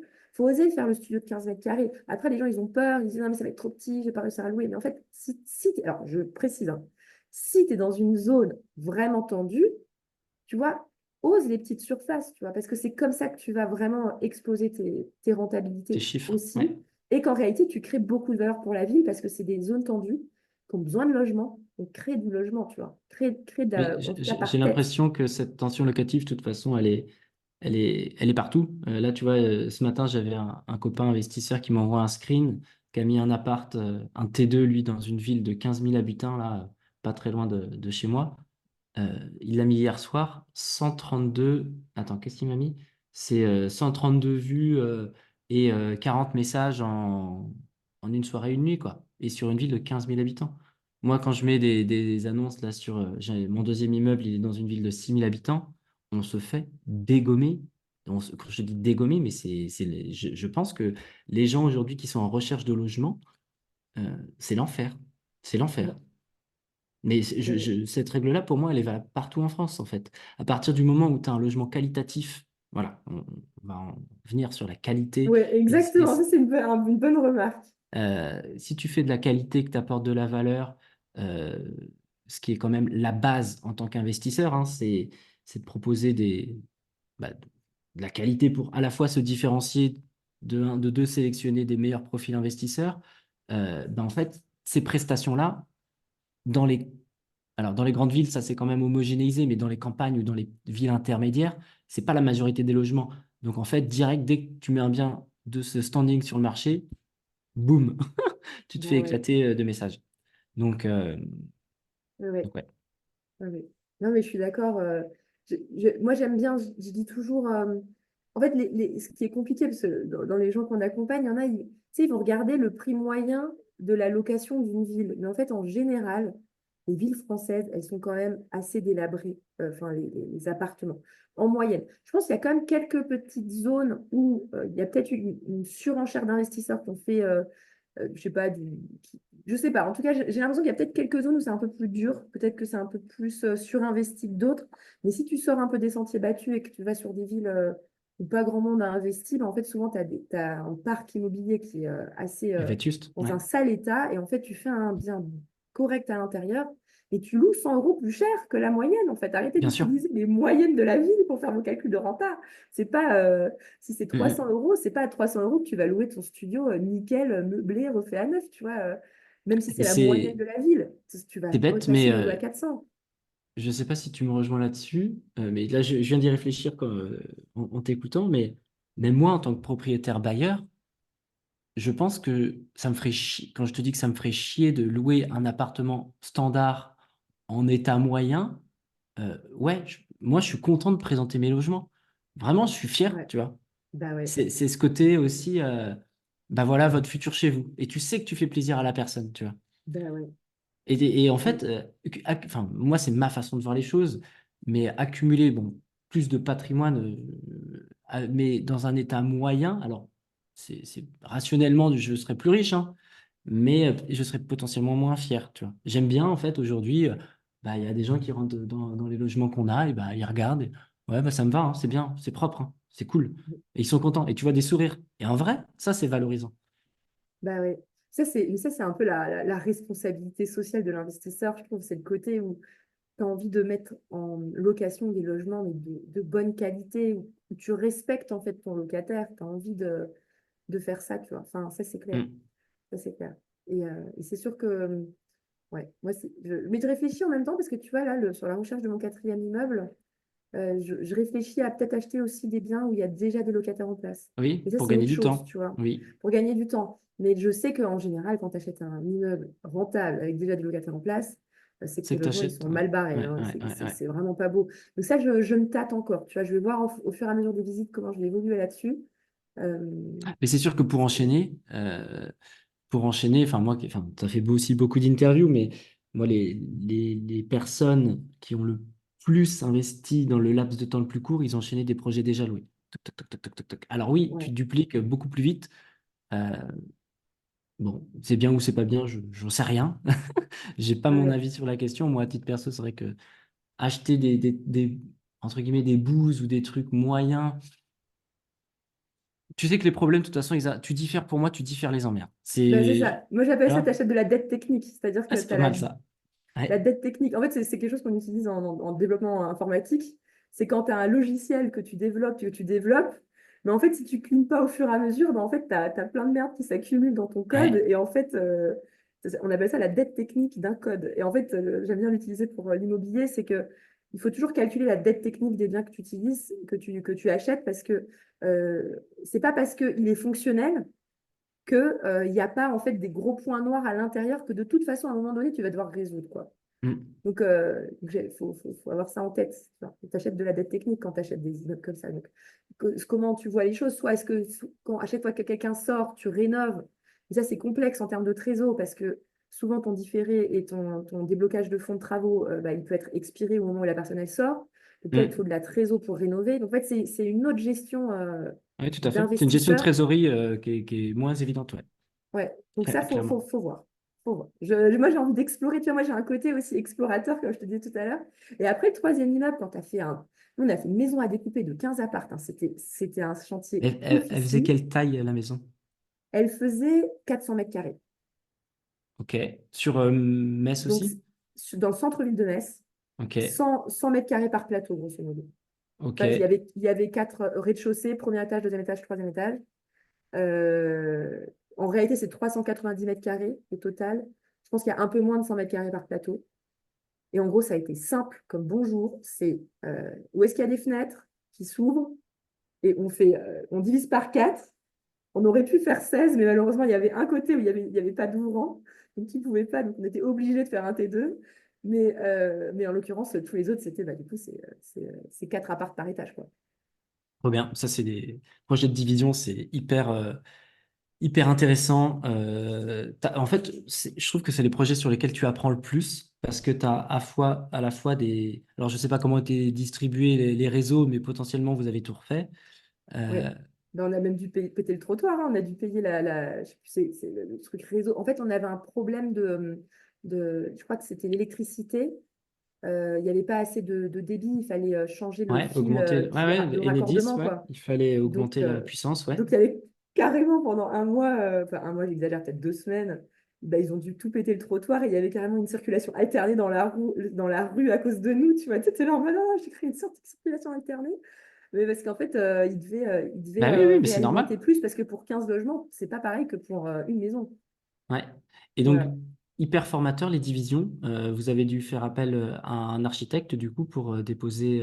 Alors, nous, on a toujours fait appel à un architecte pour tous nos projets parce qu'on était en zone architecte du bâtiment de France, donc en Ok, zone protégée. ok. Donc, en fait, mais nous, par contre, nous, ma vision des architectes, nous, on s'en est uniquement toujours servi pour la partie administrative. Mais une fois que la partie administrative était terminée, nous, on gère tout. On Oui, oui, les, oui. on les garde pas. Ok. Est-ce que c'est un chantier qui a duré combien de temps, celui-là? Ah, il était monstrueux, hein. Il était monstrueux. En fait, donc quand je dis qu'on était libre financièrement en 2020, on était libre financièrement sur le papier. Parce que, parce que, parce que le chantier n'était pas du tout terminé. Mais en fait, on s'est dit, on quitte nos travaux, nos travails respectifs à Paris en 2020, parce que ça nous a permis aussi de nous rapprocher de la gestion du chantier de ce C'est troisième ce que immeuble j'allais te qui dire. était capital. Donc, Mm. je pense qu'il était tout loué, genre en été 2022, alors qu'on l'a Ok. acheté en mars 2019. Gros chantier. Ouais. Sachant que bon, il y a eu le Covid entre-temps, on a mis 1000 ans avec les autorisations de découpage de machin. On a dû négocier la taxe parking pour pas la payer parce que tu sais que voilà, on Ce que l'a pas payé en l'occurrence. Ok. Et Cyril et l'architecte ont réussi de voir avec la mairie pour dire bah écoutez, c'est juste en face de l'université. Les étudiants, ils n'ont pas besoin de voiture. Il y a le bus juste en face, donc on n'a pas à créer 15 places de En parking. fait, c'était ça, c'était une de mes questions parce que qui dit création de logement dit étude du PLU pour voir justement s'il y a la nécessité de rajouter une ou un pourcentage de places de parking en fonction du nombre de logements que tu crées. Donc là, vous avez réussi à déroger à la règle en négociant finalement et en justifiant votre projet, quoi. Exactement, exactement. Ok. Et ça, typiquement, pareil, on avait une enveloppe prévue au cas où qu'on n'arrivait pas à négocier, quoi. En fait, tout doit être prévu. En fait, nous, on avait un plan A et un plan B pour cet immeuble quand on l'a acheté. Mhm. Il y avait plan A, c'était on fait une vraie découpe de 15 logements. Et le plan B, c'est on fait la méga coloc du siècle avec 20 personnes à l'intérieur ou 15 personnes, tu vois. Ok. Et c'était notre plan B. Et si vraiment, en termes de mairie, de machin, ça tournait mal et il n'y avait rien qui allait, ben, on aurait fait une sorte de méga colloque où Ouais, chacun aurait un eu sa salle de co-living, bain. un Voilà, co-living, une sorte de oui. découpage non officiel, une sorte de co-living, hein, c'est un truc un peu entre les deux, quoi, tu vois. Mhm. Mais ça, J'avais fait c'était le plan ça, B. j'avais fait ça en projet client à Rennes, là, il y a 2 ans. On était parti d'une maison de centre-ville d'habitation, pareil, sur deux, trois niveaux. Et on a créé un co-living, 9 chambres avec 9 douches individuelles. Et le client, c'est un client suisse d'ailleurs, très sympa. Et ça cartonne. Ça cartonne parce que dans la ville, à ce moment-là, il y avait pas ou peu de prestations comme ça. Mais laisse tomber, les jeunes qui se retrouvent avec des chambres de 15 mètres carrés, ta petite douche, le jardin, le petit baby, le machin, les trucs. C'est excellent. Et techniquement, pareil, c'était un beau chantier, tu vois. Et Ouais. c'était, t'apprends. Bon, là, il n'y avait pas de création de compteur et tout ça parce que y avait pas besoin, mais c'est très enrichissant de faire des projets comme ça parce que quand tu démarres, ça te semble être une montagne et c'est pas évident, on va pas se mentir. Mais par contre, une fois que tu l'as fait une fois et que tu connais le process, ben en fait, ton champ des possibles dans les projets que tu visites, il s'ouvre à mort. Ouais, ouais, ouais. Bah là, mais en fait, une fois qu'en plus, quand on a connu ce chantier-là, bah, qui nous a pris quand même, je pense, effectivement, avec des gens qui bossaient dedans, ça a duré 2 ans, quoi. Enfin, c'était colossal. C'était Ah oui, colossal. oui, mais Et en plus, vu on le a fait volume. plein d'erreurs. Parce qu'on fait des erreurs tout le temps. En vrai, dans la vie, on fait des erreurs. En fait, c'est un truc de dingue. C'est que tu as l'impression que tu maîtrises. Et en fait, à chaque fois, tu refais des nouvelles erreurs. Tu redécouvres des nouveaux trucs. Nous, on a eu la brillante idée d'essayer de faire baisser les coûts. Avant, pour les 2 premiers chantiers, on avait pris l'entreprise générale qu'on aimait bien. Ouais. Pour le troisième chantier, on s'est dit non et tout, c'est bon, il demande trop cher, il croit que c'est la fête, on va faire jouer un peu la concurrence sur certains postes de travail, machin. Erreur, erreur, erreur. Du coup, on a trouvé des peintres qui n'étaient pas les sous-traitants de l'entreprise générale.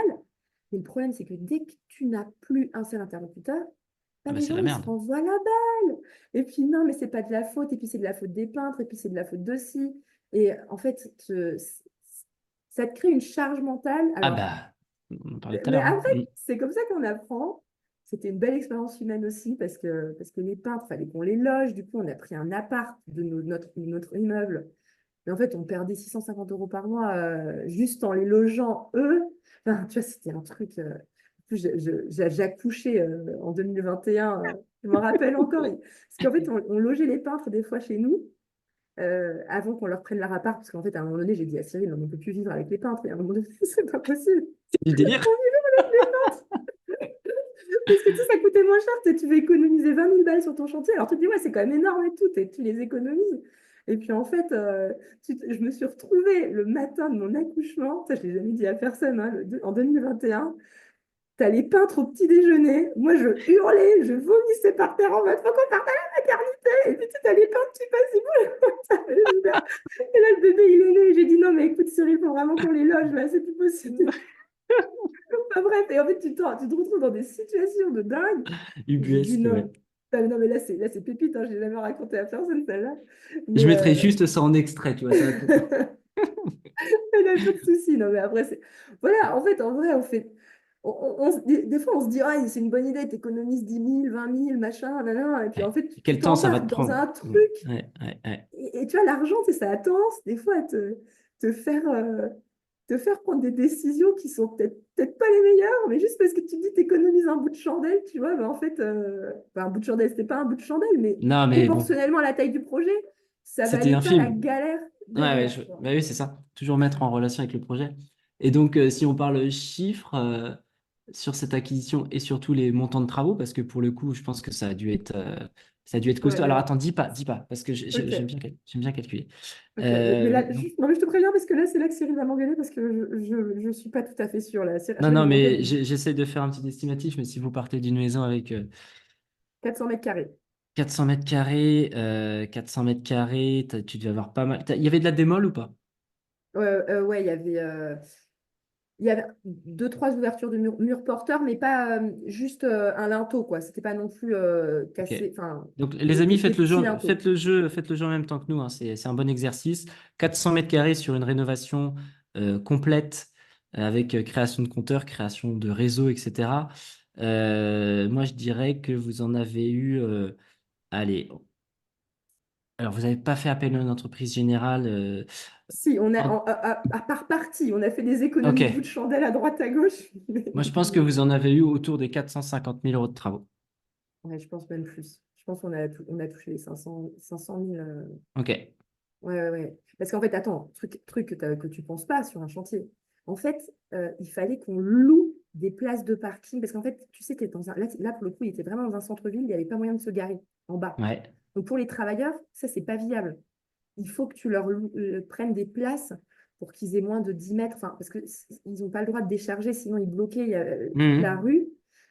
Donc, on a dû louer 3 places.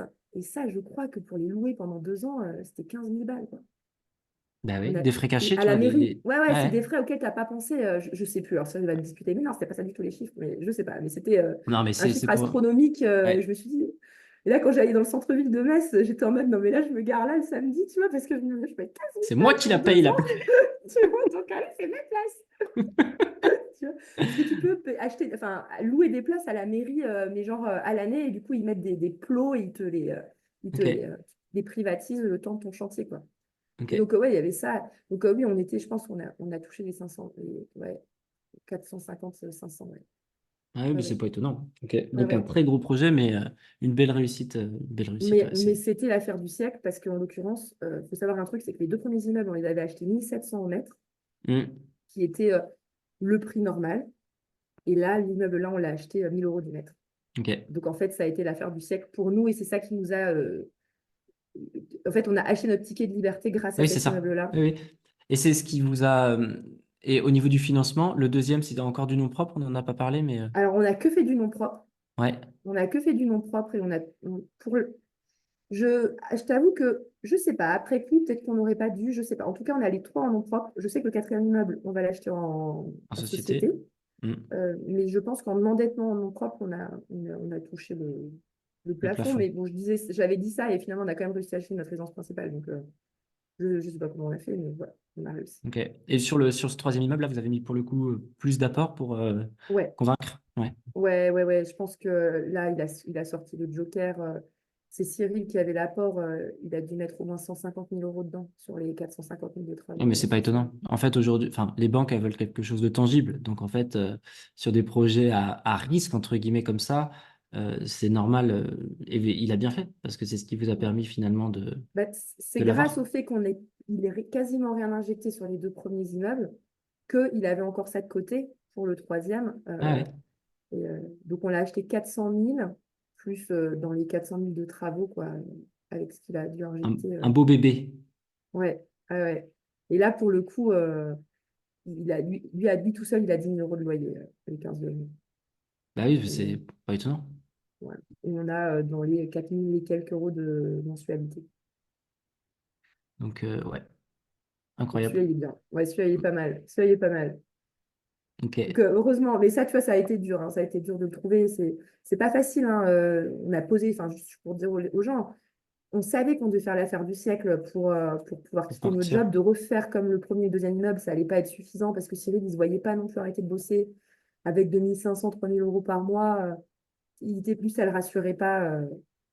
En tant que père de famille, il fallait que il ait plus de revenus pour être rassuré. Et, euh, et, euh, et donc, en fait, on savait qu'on devait faire vraiment une belle, grosse opération pour se sentir bien, quoi. Et on a posé des semaines de congé, hein. On posait des semaines de congé pour faire des visites d'immeubles et tout. On était en mode, là, on était en mode warrior. Là, il faut. De toute façon, on n'a rien On sans n'avait pas le rien. choix, quoi. Ouais, Hein. ouais. Voilà. Ok. Ça, c'était le projet un peu de dingue. Hyper inspirant. Euh, du coup, ce que je te propose maintenant, c'est qu'on voit un petit peu justement cette vision familiale, finalement. Euh, C'était un peu la promesse au début du podcast. Comment aujourd'hui tu qualifierais ta vie de famille et comment l'IMO vous a permis de moduler un petit peu tout ça? Alors, la première chose qui me vient en tête, clairement, hein. Déjà, il faut se rendre compte d'un truc.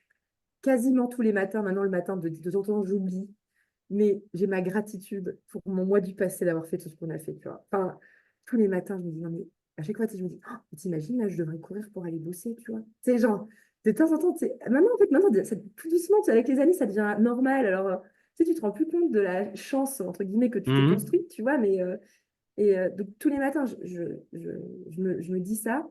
Moi, le truc crucial, moi, je suis une grosse dormeuse. Et moi, quand j'ai des enfants qui se réveillent la nuit, moi, c'est très difficile.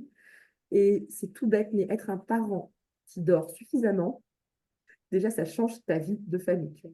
C'est quand tu es C'est vrai. fatigué pour élever des enfants, je trouve ça très dur parce que moi, je manque de Ah bah, t'es sur les nerfs. patience, je m'énerve, tu es sur les nerfs, tu as du mal à savourer vraiment les moments. Moi, maintenant, ma règle numéro un, c'est si je suis fatiguée, je vais faire ma sieste. Tu sais, mais c'est bête. Mais moi, Mhm. c'est ça. Je sais, les gens, ils vont se dire, non, mais elle est débile. Je sais pas ce qu'ils se disent, mais en tout cas, moi, c'est la base de la nouveauté quand tu es libre financièrement, c'est que tu peux être reposé et tu peux mettre ton sommeil en priorité dans ta vie. Et si tu as mal dormi la nuit dernière, eh ben, très bien. Le matin, les enfants, on les dépose à la crèche, à l'école. Et si vraiment j'ai eu une mauvaise nuit, je vais me recoucher, quoi. Ouais, mais OK. c'est je sais pas quel est le mot, le luxe ou quoi que vous avez réussi à vous créer, mais Mais oui, c'est- mais ouais. oui, oui, je te rejoins, moi qui fais des petites nuits en ce moment. Euh, Mais le ouais, fait de ouais. pouvoir aller s'allonger. Parce qu'en fait, si tu es fatigué en tant que parent, déjà, enfin, moi, je trouve que c'est l'horreur. Enfin, moi, j'ai pas de patience. Tu as juste envie qu'ils s'endorment le soir. Tu sais, ils rentrent de l'école, Hum, hum, tu sais, hum, tu hum. leur donnes à manger, tu es en mode pourvu qu'ils dorment, vite, Et non, il n'y vite, aura pas d'histoire ce soir. c'est ça. Et ça, tu vois, et ça, au moins, tu sais, je sais maintenant le soir, bah, si je suis fatiguée, je suis plus détendue, tu sais, on peut lire des histoires, on peut faire un jeu. Ouais, tout à fait. euh, et même la nuit, quand il se réveille, quand il y a un cauchemar, tu sais, quand tu es crevé, et que tu sais que le lendemain, tu dois aller bosser, Ah bah ah, tu ça te sais, met t'es en du mode, ah, stress. mais qu'est-ce que t'as, gna, gna, gna. Alors que là, Mais, je me lève, il a fait un cauchemar, oh, mon chéri, machin, et moi, dans ma tête, je me dis, ok, bon, bah, demain matin, j'irai me recoucher, et puis c'est tout, tu vois. ouais. Et ça, c'est un détail, hein, mais en vrai, ça change une vie et un état d'esprit familial, déjà, rien que d'avoir des parents reposés. Ce que j'allais dire, bah, tu vois, j'allais dire, ça amène de la sérénité. Et en fait, c'est un peu le titre du podcast, les investisseurs Oui, sereins. Tu vois, en fait, c'est ça. Finalement, ce serait peut-être ça le but un petit peu que votre quête à vous, c'était acquérir potentiellement ça. Tu vois, la sérénité, le fait d'avoir du temps, d'avoir du temps pour soi, du temps pour les enfants, et de construire un petit peu ce cocon familial, tu vois, qui est beau, quoi. ouais, Parce que comme tu le dis, quand tu as des parents qui sont zen et détendus et pas stressés par leur job ou la vie ou la rat race, tu vois, bah ouais, finalement, ça change beaucoup. Ça change beaucoup, ouais, ça se ressent sur l'éducation des enfants aussi. Nous, on a la chance aujourd'hui ma femme, elle est à son compte. Moi, je suis également à mon compte maintenant. Alors, pour le coup, nous, on est, tu vois, dans le format hybride dont tu parlais, le côté, on n'a pas assez de cash flow pour pouvoir assumer la famille, mais l'entrepreneuriat, du coup, compense, tu vois, le delta. Mais en fait, on gère notre temps comme on veut. Là, il est 15h30, là, on fait le podcast. Le matin, tous les matins, tous les soirs, on va chercher des enfants et on les emmène à pied à l'école, qui est à 3 minutes à pied de la maison, tu vois. En fait, rien que ça, ne serait-ce que. Moi, mon plus grand luxe, c'est ce qu'on me dit à chaque. Enfin, c'est quand on me dit, Jérôme, t'as de la chance. Je dis, ah, je arrête avec la chance. Je dis, mais moi, ma plus grande richesse, tu vois, in fine, ma plus grande réussite à l'instant T de ma vie, c'est de pouvoir emmener mes enfants le matin à l'école à pied et de pouvoir les chercher à 17h30 le soir à pied, tu vois. Et en vrai, Bah ouais, aujourd'hui, combien de parents ont le luxe, c'est un luxe pour moi, de bah ouais, profiter je de suis ça, complètement d'accord. tu vois. Ouais.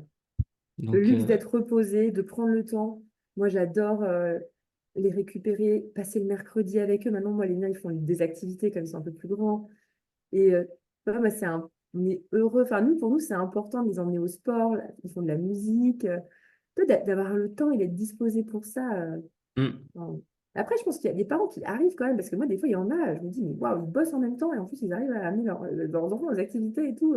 Mais bon, après, des fois, tu sais, ils télétravaillent sur leur téléphone pendant les activités et tu sens que c'est quand même, T'es pas attentif. c'est pas le même stress. Enfin, ouais, tu vois, Oui, et puis c'est. t'as aussi le. Moi, c'est mon fils, Paul, qui me disait ça quand j'étais salarié encore à l'époque. Tu vois, il y a des moments où je devais le gérer, mais je travaillais en même temps.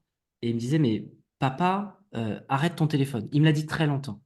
Papa, et en plus, il disait, Ayette ton téléphone, papa. Parce que j'étais avec lui, mais j'étais pas avec lui, tu vois. Et en fait, Ouais. c'est des moments. euh, T'es à moitié là, t'es à moitié pas là, et en fait, tu remplis ni bien ton rôle de père et tu remplis ni bien ton rôle de ton job, tu vois. Et donc, en fait, cet entre-deux-là, il est pas non plus terrible parce que bah, tu profites pas à fond et t'es pas trop là. Enfin, tu vois, c'est pas terrible. Ouais, je suis complètement d'accord. Complètement d'accord. Donc, ouais, ça, c'est mon premier luxe déjà, c'est de dormir, d'être reposé, d'être des parents plus calmes. Tu vois, quand la petite, elle est pas bien, je me rappelle à l'époque, tu sais, quand la crèche t'appelle en mode elle est malade, là, t'es en mode oh non, non, là, j'ai une réunion hyper importante ça, aujourd'hui, c'est pas possible, tu vois. Et en fait, t'es là en mode non, mais je suis pas disponible, je suis à Bruxelles, je peux pas venir la chercher. Tu sais, t'as Appelez des les excuses grands-parents. pour pas aller, pas aller chercher. En plus, nous, on n'a pas cette chance d'avoir des grands-parents, donc c'est un peu galère, donc on est en mode vous à nous-mêmes. Et donc, ce qu'on a mis en. Enfin, là, maintenant, tu vois, il m'appelle, elle est pas bien. Alors, des fois, j'essaie de pas non plus trop céder à ses caprices parce que, tu sais, elle est Ouais, maline, elle va vite faire, oh, ouais. j'ai mal à la tête, je Maman, elle est vois, ça va. disponible, dis donc. Oui, c'est ça. Donc, voilà, mais quand je sais qu'il y a vraiment besoin, ben, tu vois, je me dis, OK, bah, cool, cet après-midi, je fais rien, je m'occupe de ma fille et je suis contente. Tu vois. Et en fait, ça, c'est vraiment chouette. Ouais, t'as Ça cette libère d'un poids. flexibilité. Ouais, Mm. ouais, t'as cette. Enfin, ouais, voilà, je, Bah, je ça pense se que voit, vraiment. les auditeurs, vous voyez pas le visage de Dorine, mais t'as enfin, tu vois, t'es rayonnante, c'est trop bien, t'as le sourire, on voit que, Bah, j'ai fait une bah, sieste ce matin d'ailleurs. Parce que ma nuit a été pourrie, tu vois. Donc voilà. ok. Est-ce que tu as, d'autres choses à mettre en avant sur cette vie sur le Bah, côté investissement euh, pour la vie de famille? bah, moi, en tout cas, je sais pas si c'est ton cas, mais nous, c'est par rapport au couple. C'est que nous, ça a complètement fait rentrer notre couple dans une nouvelle dimension. Le fait de faire ces investissements ensemble. Déjà, ça nous a donné la confiance qu'on était apte à faire des projets à deux, qu'on était compatibles, qu'on ne s'est pas trop engueulé, tu vois, que c'était plutôt Mm, raisonnable, et qu'on a même pris beaucoup de plaisir à être ensemble, à porter des choses ensemble. Parce qu'en fait, tu sais, quand tu es avec tes collègues, mais que tu n'as pas vraiment choisi, ben là, c'est trop bien parce que tu es avec l'homme de ta vie et tu fais avec lui des trucs. Et ça, vraiment, ben, nous, je sais pas si notre. En tout cas, je sais pas comment serait notre couple si on était resté dans l'ancien schéma. Parce qu'il y a beaucoup de gens qui divorcent quand même. Enfin, oui. c'est quelque chose d'assez répandu de nos jours. Et moi, j'ai vraiment cette impression que ça nous a. Je sais pas, ça nous a soudés.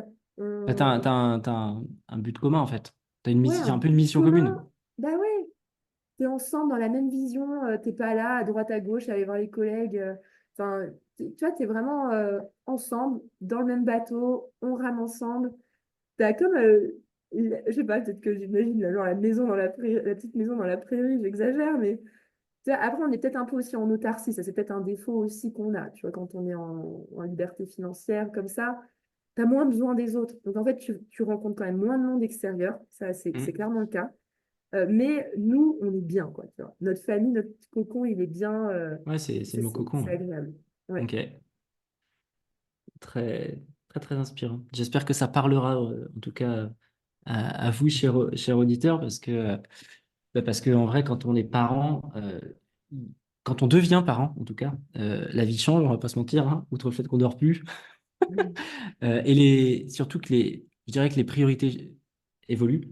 Et quand on se donne les moyens à travers l'IMO, alors c'est vrai que ça peut permettre, en l'occurrence, d'avoir une vie de famille un peu plus simple, potentiellement à gérer, avec moins de stress au Ouais. quotidien, à courir partout et à répercuter ce stress sur les enfants, parce que finalement, je pense, le lot de beaucoup de monde, hein, et moi aussi, ça peut nous arriver parfois, mais ça nous arrivait beaucoup plus quand on était tous les deux avec ma femme salariés, surtout dans le commerce de son côté, et moi fut un temps, avec des horaires très tardifs. Donc ok, très...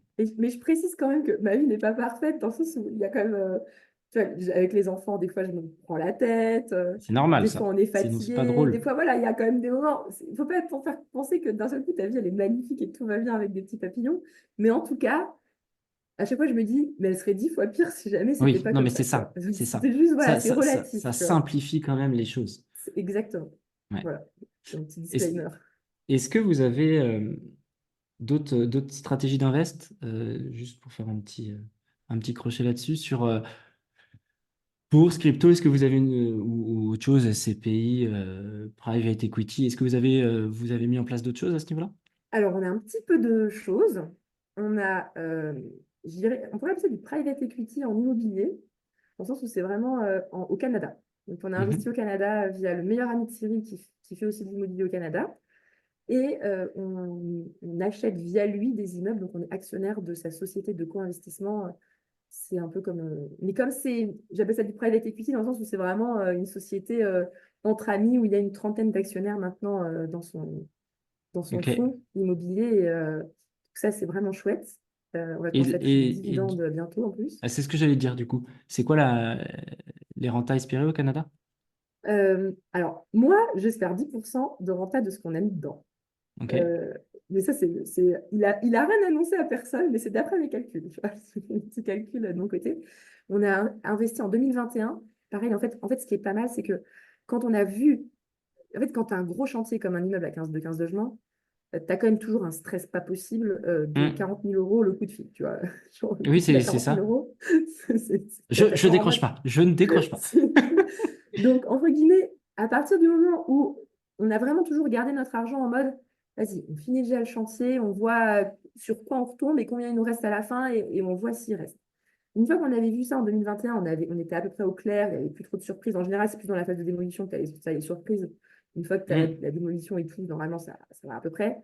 Euh, et en fait, là, il nous restait de l'argent. Et là, en 2021, donc le meilleur ami lance ça et on s'est dit, ben, on investit. Et en fait, ce qui est trop bien, c'est que lui, via sa société, lève de la dette avec les banques. Donc en fait, ça, tu refais effet de levier avec ton cash, mais c'est pas visible par nous parce que c'est l'entreprise au Canada qui emprunte.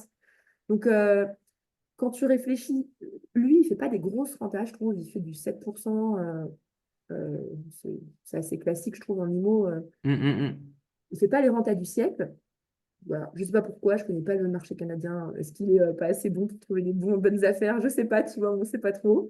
Mais en tout cas, 7%, c'est tout à fait raisonnable parce que c'est l'effet de levier qui compte, en fait. C'est qu'il met 20 ou 30% d'apport et en fait, tout le reste, c'est la banque qui le met.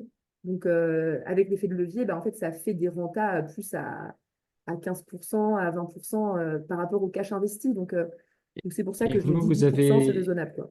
Et l'idée, c'est... En fait, il a créé une foncière. C'est ça. Je sais pas c'est quoi le Ok. terme juridique exact au Canada là qu'il a Je créé. pense que c'est une foncière. Ah oui, bah alors, le terme canadien, j'en sais rien, mais si l'optique, c'est de le garder sur du long terme et de... Oui, je pense que c'est une foncière, ouais, carrément. Ok, Lui, c'est il bien. appelle ça C'est un autre moyen de société se de diversifier, en co-investissement. l'occurrence. Parce que je me demande si foncière, il n'y a pas des règles spécifiques. Enfin bon, bref, je ne sais pas exactement. Mais en tout cas, il a Ok, une société comme ça, quoi. Voilà. ok. Donc ça permet de se diversifier à la Donc, fin de géographie, très important. ouais, Et donc puis je suis surtout assez contente. de, de pas avoir à la fois profiter de l'effet de levier pour s'enrichir, mais pas avoir à gérer les merdes. Ouais, ouais, ouais. Et en plus de ça, il prenait que 10%. En fait, je dis le chiffre, mais En fait, c'était trop marrant. Donc, tous nos potes, ils étaient là, ouais, quand même, il prend 10% sur ce qu'on investit. Dans ma tête, je me suis dit, mais attends, mais 10%, c'est que Pour dalle, gérer le tout ça? mec, par Ouais, rapport à tout ce qu'il a à gérer derrière, ouais, en réalité. Et là, maintenant, il augmente un peu ses pourcentages de prise parce qu'il s'est bien rendu compte qu'en fait, il s'est un peu fait avoir parce que 10%, c'est pas assez quand tu as ce genre de société pour faire la mm, gestion, mm, les acquisitions, la gestion de chantier, enfin, tout, 10%, c'est pas grand-chose, tu vois. ouais. Non, non, Donc, mais voilà. c'est des modèles que j'ai pu observer, moi, pas très loin de chez moi. Mais c'est bien, ça permet en fait, en effet, de pouvoir multiplier des projets euh, sans être acteur prenant et les mains dans le cambouis, etc., Ouais. quoi. Et après, à part ça, on a fait un peu de crypto. Mais mon expérience que j'ai eue dans les investissements bah, il y a des proches de ma famille qui étaient assez mauvais, qui étaient en mode trading, machin et tout, et j'ai vu les mécanismes de stress et trucs, j'ai dit non, on va pas rentrer dans on achète, on vend, machin. Je suis Moi, bien j'étais en d'accord. mode avec Cyril, on achète, après, je veux plus savoir ce qui se passe, et dans 5 ans, on regarde où on en est, tu vois. Ouais, Et je ouais. trouve que j'ai l'impression que c'est une bonne façon de faire. Et accessoirement, là, donc on a acheté un peu de crypto, tu vois, on a acheté, je pense, ou pas trop mal, genre, je crois que c'était fin 2021, je sais plus, mais je Alors, crois que fin c'était en 2021, 2020. c'était très, très haut. Alors, fin 2022, alors. Ouais. Ce Alors, serait mieux pour vous. ouais, je crois que c'était fin 2022. C'était genre à 1500 Ethereum, je sais plus. Tu vois. Ok. Bon, c'était bien. En tout cas, c'est cool. Voilà. Mais en fait, Donc, je ne veux pas c'est une savoir, vision je long regarde pas les terme. cours. Ouais. Ouais, juste en mode, voilà, j'étais plus rassurée. Tu sais, je me dis, ah, t'as plein de trucs en euros. Mais en fait, en vrai, nous, on a, là, en fait, ce que j'ai fait, c'est moi, je veux comprendre. Et là, j'ai fait un master en gestion de patrimoine cette année, que j'ai Ok. terminé. C'était assez intéressant pour voir la logique, etc. Et là, j'aimerais bien qu'on démarre un peu la bourse, tu vois. On va démarrer ça. Vous n'avez pas de bourse. Non, non, Ok. non. Trop bien la On a... bourse. Ouais, ouais, ouais. Mais après, en fait, moi, ma vision, c'est j'aime bien utiliser mon cash pour faire effet de levier avec les Ah banques. Et ben ça, je suis bien d'accord. donc, je garde que le cash, entre guillemets, dont je vais rien faire et qui va plus m'être utile pour faire ça, tu vois. Oui, tout à fait. Mais ouais, ouais, non, bah, moi, je suis très, très bourse et pas mal crypto aussi. Mais c'est hyper passionnant. Franchement, Ouais. ça te permet de comprendre l'économie et puis après, avec plein de stratégies à mettre en... Enfin, plein de stratégies dans la stratégie, tu vois, parce que la bourse, oui, ça reste très vaste. Est-ce que tu fais... en fait, c'est très tu peux vraiment faire un parallèle avec l'immobilier entre je veux de la rente, donc il me faut des entreprises à dividendes. J'achète des biens délabrés versus ce qu'on appelle le value investing, c'est des entreprises sous-cotées à un instant T, il faut comprendre pourquoi, tu vois. Ou alors des entreprises de croissance qui peuvent être apparentées, tu vois, à des emplacements qui vont prendre de la valeur parce qu'il y a une nouvelle ligne de métro ou autre. Enfin, tu vois, il y a un parallèle qui est pas mal. C'est très, très, très, très intéressant. Ouais. Ouais. Non, mais c'est exactement ça. Je m'y mets tranquille, on va s'y mettre là. Voilà. Mais bon, comme on a le projet de quatrième immeuble, tu vois, tu as toujours le cash, c'est toujours compliqué le cash. Cash is king. Voilà. J'aime bien le Hmm. garder et voir. Mais voilà, on va se diversifier tranquillement. Là, on est bien avec Ouais. notre petit immobilier au Canada, notre petite crypto qui fait son chemin toute seule. Voilà. Et ben c'est parfait tout ça. Moi, j'ai fait le tour un Bon. petit peu des questions que j'avais à te poser. Merci en tout cas pour ta bonne humeur. Je pense que ça s'est ressenti derrière les ondes. C'était un top moment, un super beau parcours hein, de couple puis de vie de famille. Ça, c'est quand même, faut quand même se rendre compte que quand on a des enfants, investir, c'est quand même plus compliqué. Tu parlais du porte-bébé tout à l'heure avec ton premier ou ton deuxième enfant là, à gérer sur les chantiers. C'est des trucs que j'ai expérimenté. J'ai des photos de mon petit bonhomme sur mon premier immeuble. Il avait, je sais même pas, 2, 3 mois, il était en porte-bébé, le pinceau à la main. Bon, bref, je suis pas trop fier de ça, mais il fallait bien avancer. Mais voilà, quand on a des enfants, mine de rien, ça peut freiner ou pas. Il y en a à qui ça donne des ailes, mais voilà, il y a plus d'énergie à déployer, on va dire. Donc bravo, franchement, pour tout ça, parce que c'est trop bien. C'est trop bien d'avoir pu atteindre ce but de bah, la vision que tu avais, enfin que vous aviez tous les deux et que vous vous étiez fixé. Donc félicitations pour ce beau parcours. Merci de m'avoir invité. Ça me fait super plaisir d'avoir partagé ça sur ton podcast. Ouais. Merci beaucoup. Très belle fin de journée. Là, pour le coup, j'allais dire qu'il faut aller chercher les enfants à l'école, mais non, il n'y a plus d'école. On les a Il n'y a pendant plus deux d'école, mois. c'est les vacances. Ouais. Donc, Bah, bonnes vacances et puis bah, à bientôt. Bientôt, tu ouais, vas venir sur mon podcast, donc j'ai hâte exact. de faire ça dans l'autre sens. Avec grand plaisir.